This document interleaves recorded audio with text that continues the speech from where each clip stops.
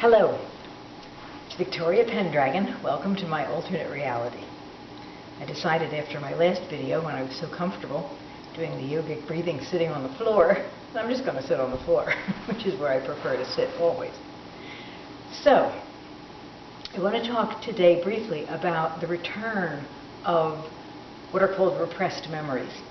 I had my own very dramatic version of this very shortly after my father's death in 1992. And what happened for me in that instance, actually I had another one later, but I'll discuss that after. In that instance, I was having a conversation with one of my sisters. She said something that triggered something inside of me. To this day, I could not tell you what it touched on. But whatever it was, when she looked at me and said, "He didn't get you," something just went. And I don't remember her leaving. I don't remember my getting from outside of my house, where I was when she said that, to inside my kitchen. I remember none of that. What I do remember was the thing that happened when I got to the kitchen, where I guess I felt safe enough to lean on something. And it was like those little sponge animals that you put into a glass of water and then they get to be big sponge animals. I had been carrying a number of odd little snippets of memory with me for as long as I could remember. And I often wondered, they were so strange, why do you remember that? 3 seconds of this or 2 seconds of that seemed like nothing. Well, all of a sudden, they didn't seem like nothing. And they filled out and grew up. And suddenly the repressed memories weren't repressed memories anymore. And I was pretty severely blown away. I was in kind of a trance state for a long time.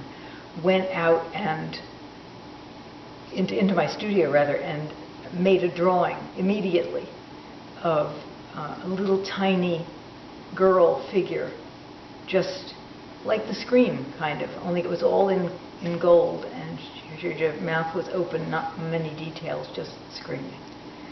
And that's how that happened, that time. The second time it happened was actually in the period where I was consciously doing sleep magic, which I had by then codified into a technique. And so, well, that happened in 1992, the thing I just described. This other one didn't happen until sometime after 2000. And it was the result of a very innocuous sleep magic assignment that I went to bed with. So again, I have no idea what the actual trigger was for this happening. But in dream, I re-experienced some of the rather worse abuse, things I really had. I won't say I had no memory, because I had painted some pictures when I was trying to release feelings that I was holding inside me. I had painted some pictures that I didn't understand, but that also threw me into a kind of a trance state when I did it, back when I'd been in therapy in the 90s. And this nightmare that I had that was not a nightmare was rather similar in energy to those things, and in what happened as well. I was clearly ready for that then, because sleep magic is all about your body just being comfortable with what it's letting go of. So, although I woke up in a trance state from that, and I woke up very sick to my stomach, which lasted for about 6 hours, I could handle it. I could handle it. So, in my, what was I then?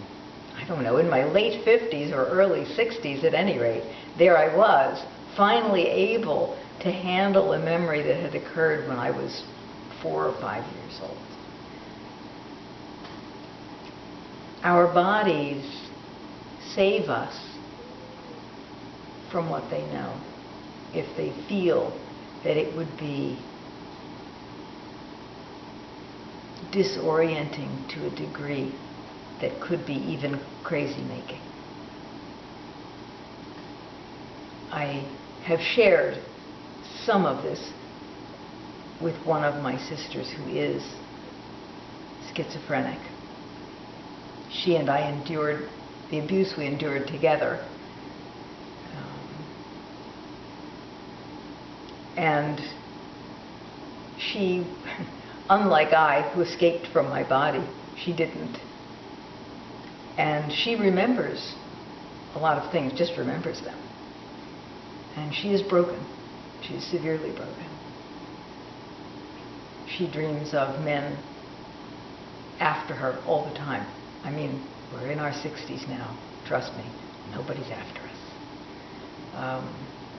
But repressed memories, which I had, will screw you up completely differently.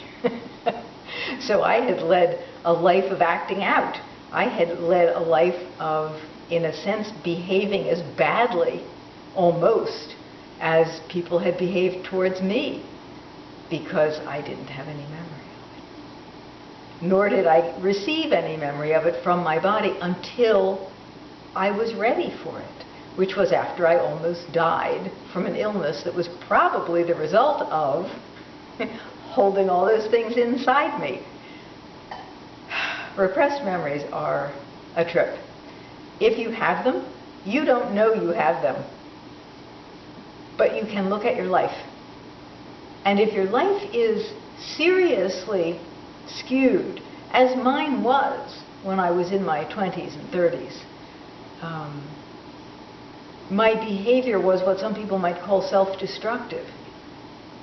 If that's a factor of your life, there's some chance that your body is withholding information from you because you're not ready for it.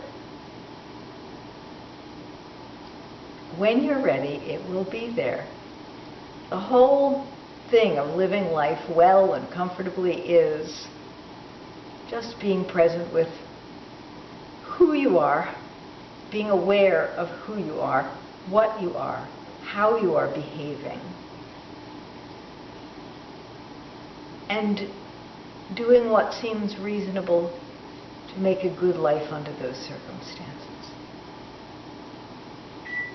You can only be in the now, so be fully in the now.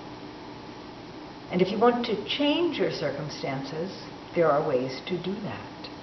Seek them out and do them. And you can change your life. That's it for today. Thank you very much for listening. I'll talk to you later. Bye.